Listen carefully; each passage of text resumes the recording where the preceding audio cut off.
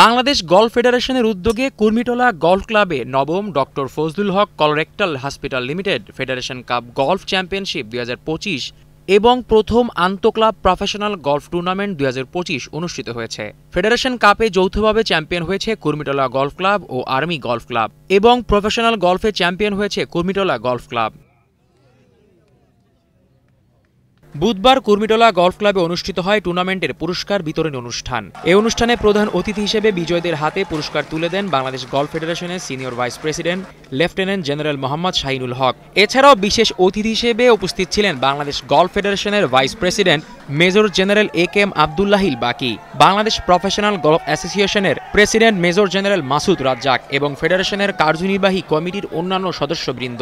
Professional যারা এখানে খেলেছে আজকে আমি তাদের রেজাল্ট দেখেছি, অবশ্যই তাদেরকে প্রশংসা করতে হবে।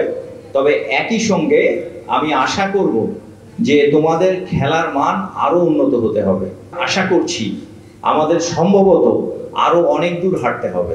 আগে থেকে টুর্নামেন্টটা শুরু হয়েছে এবং আমি প্রত্যেক দিন আমি জাস্ট এই যে মোমেন্টগুলো প্রত্যেকটা মোমেন্ট আমি এনজয় করেছি।